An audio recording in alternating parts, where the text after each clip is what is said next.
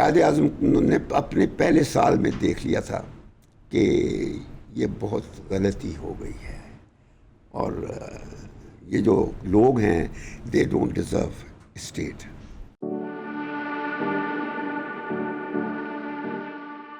میرا تعلق پاکستان کی اس جنریشن سے ہے جس نے پاکستان بنتے ہوئے دیکھا, ٹوٹتے ہوئے دیکھا, اور آج میں اس کو بکھرتے ہوئے, منتشر ہوتے ہوئے دیکھ رہا ہوں. قائد اعظم کو خیال تھا کہ فوج جو ہے یہ ہماری ریاست کے لیے ایک خطرہ ہو. فوج کو سیاستدانوں نے ان پہلے 9 سالوں میں اتنی سپیس دے دی تھی کہ پھر فوج سے ہم چھٹکارا حاصل نہیں کر سکے.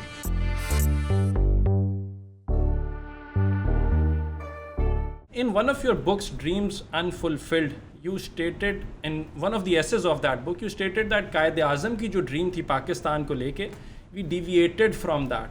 Military interventions ہوئیں اور ڈیموکریسی جو تھی وہ اپنی ٹرو گراؤنڈز جو تھی ان کو نہیں, اس کی اپلیکیشن ہمیں نظر آئی, اور پریزنٹلی آج ہم ایک ہائبرڈ ایرا کے اندر کھڑے ہیں. میرا تعلق پاکستان کی اس جنریشن سے ہے جس نے پاکستان بنتے ہوئے دیکھا, ٹوٹتے ہوئے دیکھا, اور آج میں اس کو بکھرتے ہوئے, منتشر ہوتے ہوئے دیکھ رہا ہوں. اور یہ کہانی 1947 میں ہی شروع ہو گئی تھی. ٹھیک ہے. قائد اعظم پہلے سال میں ہی آتے ہی پاکستان آئے تھے, جب انہوں نے دیکھ لیا تھا کہ میں نے کتنی بڑی غلطی کر ڈالی پاکستان بنا کے.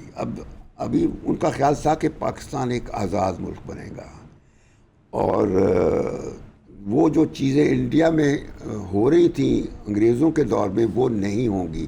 مائنورٹیز نہیں رہیں گی. ایک قسم سے بڑا ماڈرنائز قسم کا پاکستان سوچا تھا انہوں نے. اور میں اس کو اکثر ڈسکرائب کیا کرتا ہوں.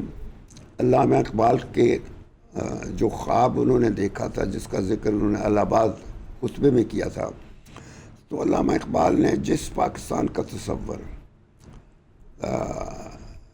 ایک پاکستان یعنی تصور کے ساتھ بر صغیر کے مسلمانوں میں ایک آزاد, خود مختار اور خوددار قومیت کا شعور پیدا کیا تھا, وہ پاکستان, اور جس پاکستان کے تصور کے ساتھ قائد اعظم نے بھی ایک آزاد, خود مختار اور جمہوری ریاست کے خواب کو حقیقت میں بنایا تھا, وہ پاکستان کہیں نہیں, آج بھی نہیں ہے.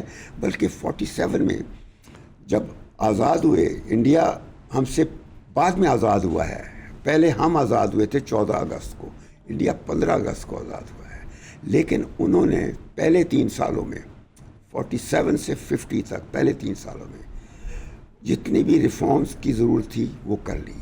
Economic reforms, administrative reforms, land reforms, ریاستوں کا مرجر کر دیا, فوج کا رول متعین کر دیا, اور سب سے بڑھ کر یہ اپنا کانسٹیٹیوشن بنا لیا پہلے 3 سالوں میں. So India was a full fledged state, ریاست تھا 1950 میں, اور اس کے بعد آج تک وہ نہ ریاست سے ہٹے ہیں. ریاست یعنی کانسٹیٹیوشن کے مطابق ہر چینج وہاں کانسٹیٹیوشن کے مطابق ہوتی ہے, کوئی فیصلہ کانسٹیٹیوشن کے خلاف نہیں. India is a state.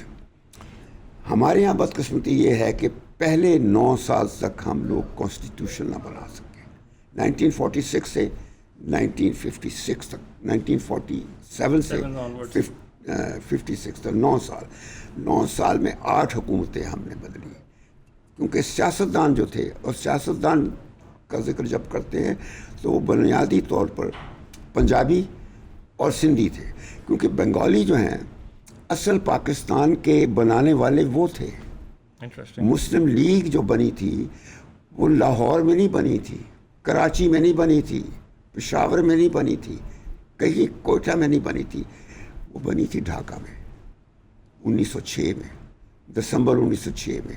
اور اس سے پہلے 2 مہینے پہلے اکتوبر 1906 میں وہاں پہ ایک ڈیلیگیشن بنایا گیا تھا, اس کی تشکیل کی گئی تھی, جس میں اکثر بنگالی لیڈرز تھے اور کچھ مڈل انڈیا سینٹرل انڈیا کے نواب محسن الملک وقار الملک اس قسم کے تھے جو فیملیز تھیں پڑھی لکھی، ورنہ مسلمان تو بہت ہی پسماندہ تھے، پڑھائی بہت اسکولوں مدرسوں سے دور تھے، نوکریاں بھی ان کو ملتی تھیں، تو وہ دعوتیں جو ہوتی ہیں نا دفتروں میں سیاہی کی دعوت کہتے ہیں جو، تو وہ اس میں سیاہی ڈالنے والے تھے، چپڑاسی نوکریاں ملتی تھیں.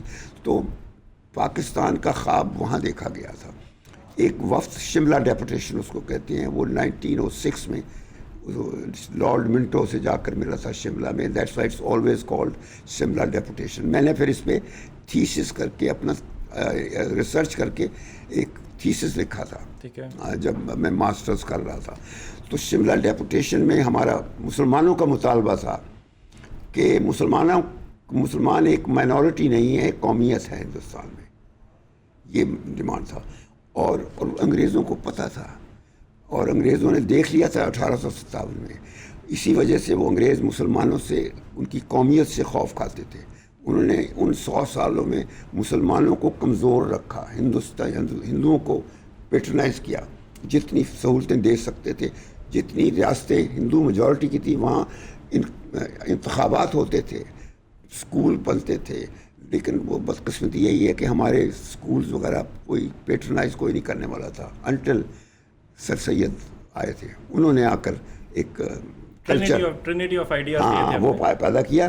تو یہ سب چیزیں چل رہی تھیں. تو پاکستان بننے کے بعد اس کے اثرات فوری طور پر نمودار ہو گئے، جو قائد اعظم نے آتے ہی دیکھ لیے، اور وہ بیچارے دیکھ کر بیمار ہو گئے.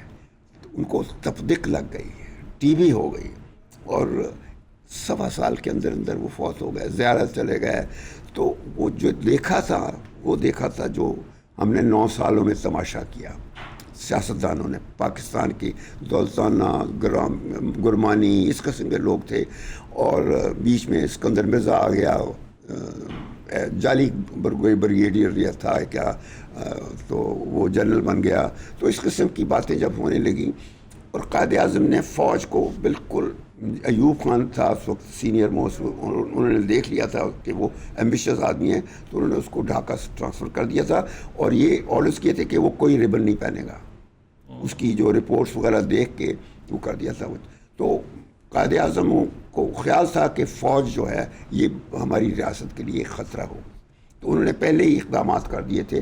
اور پھر بعد میں جو کچھ ہوا کہ جب 96 میں پہلا قانون بنا تو صوبوں کو مرج کر دیا گیا، وہ یہ 1 یونٹ بنا دیا گیا، جس سے اور بددلی پھیل گئی، اور مشرقی پاکستان میں بھی بددلی پھیل گئی. تو حالات دگرگوں ہوتے گئے، اور نتیجہ وہ نکلا کہ پھر ایوب خان نے 58 میں پورا ٹیک اوور کر لیا. اور ایوب خان کا جو پیریڈ تھا وہ ڈکٹیٹرشپ تھی بنیادی طور پر. اور میں اس وقت اسٹوڈنٹ تھا گورنمنٹ کالج لاہور میں، and I was elected president of the government college student union. تو میں مال روڈ پر ایوب کے خلاف پروسیشن لیڈ کیا کرتا تھا، جس میں ایوب کو گالیاں دیتے تھے، ڈکٹیٹر ہمیں نہیں چاہیے، جمہوریت کے رسیا تھے ہم. تو لیکن وہ ماریں کھاتے رہے. لیکن ہم لوگوں نے بارہ اپنی تعلیم مکمل کی. تو میری پہلی پوسٹنگ ایران ہوئی، اور وہاں پر ایران، پھر اس کے بعد سینیگال، پھر فرانس سے پھر اسلام آباد آ گیا. پھر میں کوریا امبیسڈر رہا. کوریا سے پھر میں وہاں گیا، جو ایران امبیسڈر ہو کے گیا. پھر وہاں سے پھر سیکرٹری جنرل بنا RCD کا. میں نے RCD کو اکنامک کوآپریشن، جو اس کا موجودہ نام ہے وہ اکنامک کوآپریشن، وہ بنایا، اور اس کو 3 ممبروں سے بڑھا کر 10 ممبروں کی آرگنائزیشن بنایا. پھر وہاں سے میں واپس اسلام آباد آیا، تو پھر میں فارن سیکرٹری بن گیا. فارن سیکرٹری ریٹائر ہونے کے بعد مجھے یونائٹڈ نیشنز میں امبیسڈر بنا دیا گیا. تو یہ سارا میرا جو تسلسل ہے، یہ وہ ہے جس کو کہہ سکتے ہیں انٹرسٹنگ ٹائمز، جو میں نے کہا تھا، یہ وہ ہے. اور خاص طور پہ 9/11 کے بعد وہ انٹرسٹنگ ٹائم جو ہیں وہ اپنی پوری میکسیمم جس کو ریسرجنس ہے اس کے ساتھ آئے ہیں. تو قائد اعظم کا پاکستان میں نے بتا دیا کہ فوج کو سیاستدانوں نے ان پہلے 9 سالوں میں اتنی سپیس دے دی تھی کہ پھر فوج سے ہم چھٹکارا حاصل نہیں کر سکے. فوج ہماری ضرورت بن گیا because of our geopolitical location. اور ہماری جو پولیٹیکل لوکیشن انڈیا سے زیادہ اہمیت کی حامل تھی. انڈیا تو ہے نا جس کے ایک طرف پہاڑ ہے, دوسری طرف چین ہے, اور تیسری طرف سمندر ہے, اور چوتھی طرف پاکستان ہے. تو کوئی کنیکٹیویٹی نہیں ہے. لیکن پاکستان جو ہے وہ ایک طرف سمندر ہے, ایک طرف مڈل ایسٹ ہے, سینٹرل ایشیا ہے, ایسٹ ایشیا ہے, نارتھ ایشیا ہے, چائنا ہے, افغانستان ہے, ایران ہے. یعنی دیکھیں ہر طرف سے کنیکٹیویٹی ہے پاکستان. تو ہم نے اپنی اس لوکیشن کو بجائے ایسٹ بنانے کے اس کو اپنی لائبلٹی بنا کے رکھا. تو بدقسمتی یہ ہے کہ یہ ہماری قسمت کا سمجھ لیجئے, یا پھر یہ وہ سیاستدان جو حکمرانیت کرنے والے آئے, وہ جب انتخابات کے ذریعے بھی آنے والے, مثلا بھٹو آیا, حالانکہ وہ اس انتخاب میں ہار گیا تھا جس انتخاب کی بنا پر وہ اس نے اقتدار سنبھالا. اقتدار تو اس نے چیف مارشل لا ایڈمنسٹریٹر کے طور پر سنبھالا تھا مشرقی پاکستان کے ٹوٹنے کے بعد. وہ انتخاب کے نتیجہ تو نہیں تھا, وہ تو تھا کہ ملک ٹوٹ گیا تھا, تو مغربی پاکستان میں وہی ایک سویلین لیڈر رہ گیا تھا, اور فوج کو کوئی نظر ہی نہیں آ رہا تھا اس کو. یہ دوسری فیملیاں ابھی پیدا نہیں ہوتی. تو اس طریقے سے یہ جو سلسلہ ہے, یعنی قائد اعظم نے اپنے پہلے سال میں دیکھ لیا تھا کہ یہ بہت غلطی ہو گئی ہے, اور یہ جو لوگ ہیں دے ڈونٹ ڈیزرو اسٹیٹ. اور ہم نے اس اسٹیٹ کو آج اس اسٹیٹ پوائنٹ پہ پہنچا دیا ہے. آج اگر آپ اف یو لک بیک اور دیکھیں تو ہم کیا چیز ہیں. حالانکہ ہم نیوکلیئر طاقت بنے میرے وقت میں 98 میں, اور میں نے یہ سوچا تھا کہ یہ ہم پاکستان کو ایک ڈیٹرنس کی ضرورت تھی انڈیا کی طرف سے مسلسل خطرے کی وجہ سے, تو ہم نے نیوکلیئرائزیشن کی, اور اس کی بھی کہانی الگ ہے. تو لیکن یہ ہے کہ ہم نے آج جو ملک کو, یہ اس پہ بات ختم کرنی چاہیے تھی لیکن میں شروع اس سے کر رہا ہوں کہ آج پاکستان وہ پاکستان نہیں ہے جس کے تصور کے ساتھ علامہ اقبال نے بر صغیر کے مسلمانوں میں حق, یعنی حق خود ارادیت نہیں کہتے, ایک خودداری کا, خود مختاری کا اور آزادی کا جو قومیت کا ایک شعور پیدا کیا تھا, اور جس کے تصور کے ساتھ قائد اعظم نے پاکستان بنایا تھا. So I have a question over here. آپ نے قائد اعظم اور علامہ اقبال کا جب مینشن کیا تو 2-3 دفعہ, ایک تو آپ نے قومیت کا لفظ استعمال کیا, نیشنلزم جس کی بات کی جاتی. سیکنڈلی آپ نے ان کے سیکولر ہونے کی بات کی. علامہ اقبال کا کہا جاتا ہے کہ جدا ہو دین سیاست سے تو رہ جاتی ہے چنگیزی, ایک یہ چیز کوٹ کی جاتی ہے. سیکنڈلی قائد اعظم کو لے کے کوٹ کیا جاتا ہے کہ Pakistan came into being the day the first Hindu nationalist embraced Islam. سو جو کنفیوژن ہے یوتھ کے اندر بہت زیادہ اس کو ایکسپینڈ کر دیا گیا, بڑھا دیا گیا. وہ تو پہلے دن سے ہو گیا تھا. یہی تو چیزیں تھیں جو قائد اعظم کی جو پہلی تقریر تھی 11 ستمبر 1947 کی, وہ ریڈیو پر براڈ کاسٹ ہی کی گئی تھی. یعنی پہلے دن سے ہی یہاں پر جو ایک جو بیہائنڈ دا سین مقتدرہ جو بنسا ہے, جو آ گیا تھا سیاستدانوں کی نااہلی کی وجہ سے, تو وہ قائد اعظم نے محسوس کر لیا تھا کہ یہ وہ پاکستان نہیں جس کا خواب علامہ اقبال نے دیکھا تھا, یا جس کے خواب کو حقیقت میں انہوں نے خود بدلا تھا. تو وہ اسی وجہ سے تو فوت ہو گئے جلدی. 1 سال کے اندر کبھی یہ ہوا ہے اس قسم کا.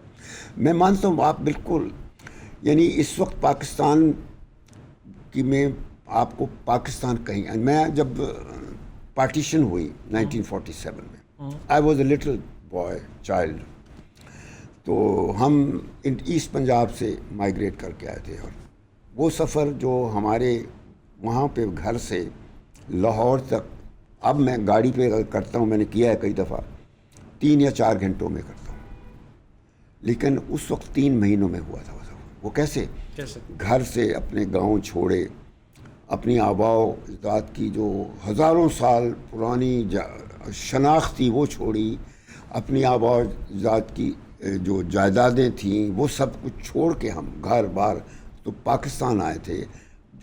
جو اس وقت قائد اعظم نے جو پاکستان ہمیں لے کے دینا تھا, میری والدہ کے پاس چوائس تھی واپس جانے کی, وہیں راستے میں سے کیونکہ میرے ماموں جو تھے وہ انڈین آرمی میں اس وقت میجر کے طور پہ کام کر رہے تھے. اوکے. اور ان کے جونیئر تھے وہ ادھر آ گئے تھے, 2 جنرل, جو ایک جنرل عتیق تھے جو بعد میں گورنر بنے, ایک جنرل فضل مقیم تھے تو لیفٹیننٹ جنرل بنے, وہ نہیں آئے اور وہ میجر ہی ریٹائر ہو گئے تھے. ظاہر ہے ان کا فیصلہ تھا. تو انہوں نے ایک کانوائے بھیجا فوجی, اور اس میں سب سکھ آفیسر تھے, کیونکہ سکھ مار رہے تھے مسلمان کو, تو انہوں نے محفوظ حفاظت کے لیے فوجی افسر ہی سکھوں بنا کے, کیونکہ فوج میں تو تھے نا سکھ افسر, تو وہ کانوائے آیا امبالہ میں. ہم لوگ ٹینٹوں میں رہتے تھے, کپڑے کے ٹینٹ تھے, زمینوں پہ سویا کرتے تھے. 3 مہینے ہم انتظار کر رہے تھے اس ٹرین کا جس میں ہمیں جگہ ملے گی پاکستان جانے کے لیے.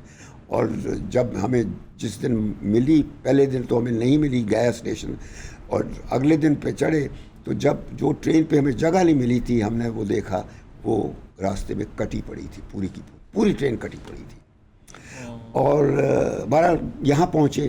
جب یہاں ہربنس پورہ اسٹیشن پر پاکستان زندہ باد کے نعرے لگ رہے تھے, خوشی کے آنسو, سب کی آنکھوں میں آنسو, ساتھ اللہ اکبر, پاکستان زندہ باد, یعنی ہر ایک بندے میں ایک نیا تجسس تھا, ایک عجیب اسپرٹ تھی. میری والدہ نے جب کانوائے بھیجا تھا, میری والدہ نے ان فوجیوں کو کہا کہ میں نے پاکستان جانا ہے, میرے بھائی کو بتا دو میں نہیں آؤں گی. اور کیونکہ میرے چچا وغیرہ وہ سب پاکستان آ رہے تھے.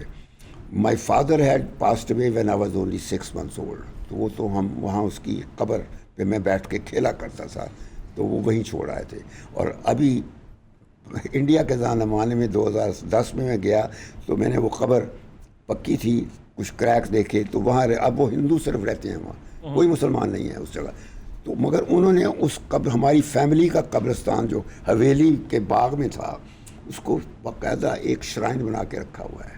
ان ہندوؤں نے وہی قبریں میرے دادا 4 نسلیں وہ پیچھے, جس کے نام سے وہ جگہ ہے کھیڑا گجو خان کہتے ہیں, وہ Gaju Khan was my grand father.